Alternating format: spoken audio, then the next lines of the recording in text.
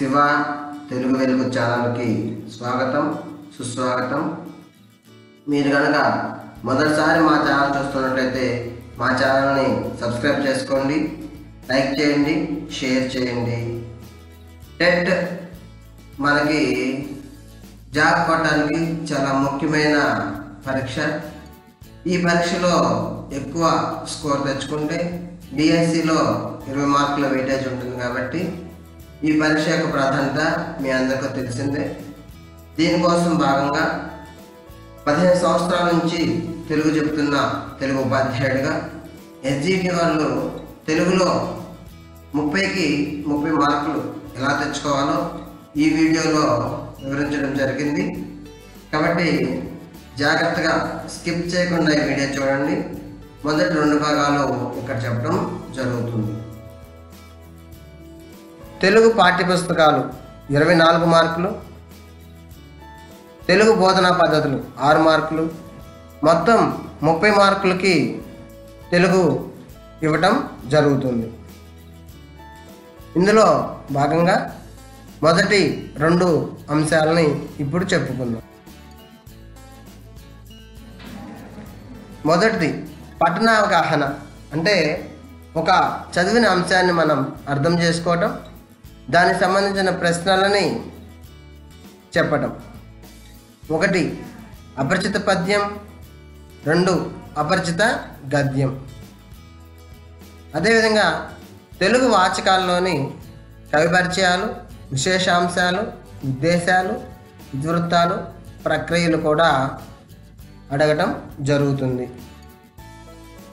ఇందులో భాగంగా మొదటగా పఠనావగాహన అపరిచిత పద్యంను చెప్పుకుందాం. పఠనావగాహన అపరిచిత పద్యం. అపరిచిత పద్యము అనగా మనకి పాఠ్యపుస్తకంలో కాకుండా బయట నుంచి ఇవ్వబడిన పద్యం అని చెప్పుకోవచ్చు. ఇందులో మనకి మీ ఒక 8వ తరగతి స్థాయి వరకు ఏ పద్యమైనా ఇవ్వచ్చు. ఇక్కడ ఉదాహరణకి ఒక పద్యం ఇవ్వడం జరిగింది, దీన్ని పరిశీలించండి.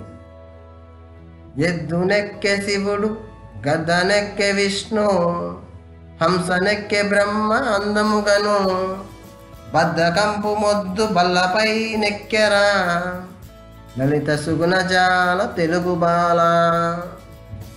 ఈ విధంగా మనకి అపరిచిత పద్యాన్ని ఇవ్వటం జరుగుతుంది. ఈ అపరిచిత పద్యాన్ని మీరు 1కి 2 సార్లు చదివి జాగ్రత్తగా అర్థం చేసుకొని దాంట్లో ఎటువంటి ప్రశ్నలు ఇస్తారో దానికి సమాధానం రాయవలసిన అవసరం ఉంటుంది. ఇందులో నుంచి 2 ప్రశ్నలు ఇవ్వటం జరుగుతుంది. ఉదాహరణకి ఇక్కడ చూడండి, బద్ధకంపు మొద్దు దేనిపై ఎక్కెను. ఈ ప్రశ్న అడిగినప్పుడు అది 3వ లైన్లో ఉంది, బల్లపై ఎక్కెను. అదేవిధంగా ఈ పద్యానికి మొగటం ఏమిటి? ఈ పద్యంలో మొగటం లలిత సుగుణజాల తెలుగు బాల అని చెప్పడం జరుగుతుంది. కాబట్టి గద్దనెక్కే విష్ణువు, మరి విష్ణువు యొక్క వాహనం ఏమిటి?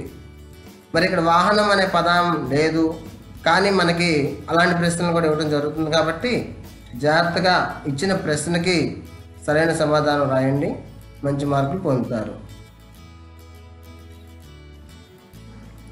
అపరిచిత గద్యం.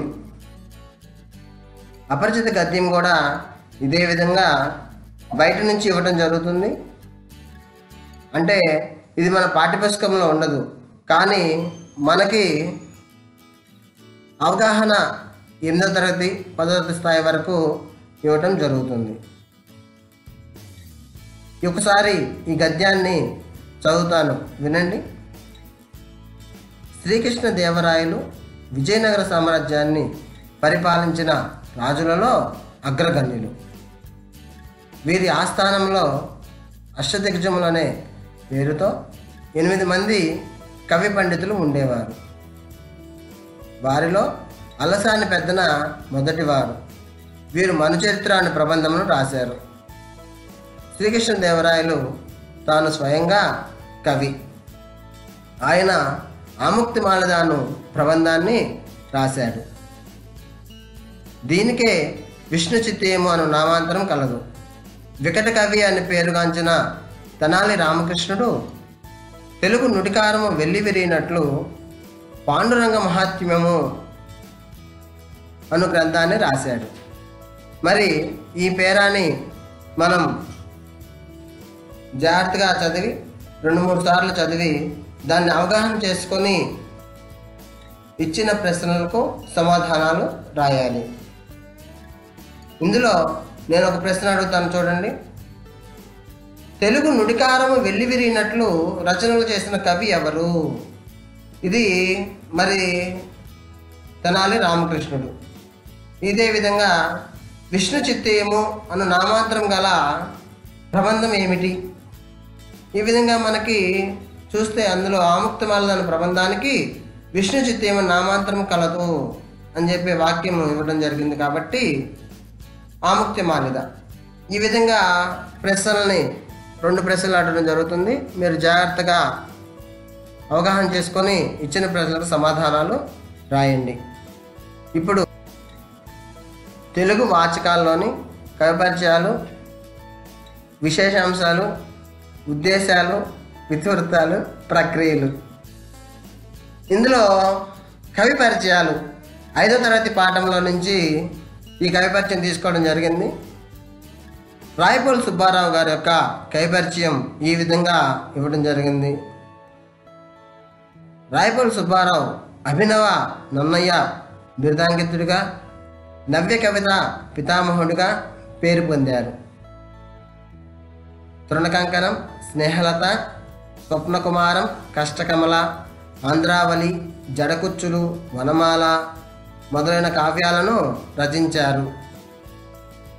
రమ్యాలోకం, మాధురి దర్శనం అనే లక్షణ గ్రంథాలు రాశారు. వీరి భాషా సేవను గుర్తించి భారత ప్రభుత్వం పద్మభూషణ్తో సత్కరించింది. కాబట్టి ఈ కవి పరిచయం మొట్టమొదటి లైన్ చూస్తే అభినవ నన్నయ్య బిరుదాంకితుడు అన్నారు.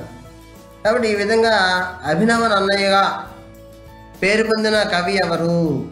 ఈ విధంగా కవి పరిచయంలో నుంచి ప్రశ్నలు ఇవ్వడం జరుగుతుంది. కాబట్టి మీరు ప్రతి పాఠంలోని కవి పరిచయాన్ని క్షుణ్ణంగా చదవాలి. అందులోని అంశాలను మొత్తాన్ని గ్రహించండి. కవుల గురించి మంచి అంశాలని జాగ్రత్తగా చదవండి. తర్వాత ఇందులో ఉద్దేశాలు, ఇతివృత్తాలు, ప్రక్రియలు. మనకి ప్రతి పాఠం యొక్క మొదటి విషయ సూచికలో పాఠం పేరు, ఇతివృత్తము, ప్రక్రియ ఇవ్వడం జరుగుతుంది. ఇందులో భాగంగా కొండవాగు ప్రకృతి వర్ణన. మరి ఈ ప్రక్రియ ఏంటయ్యా అంటే లేఖ.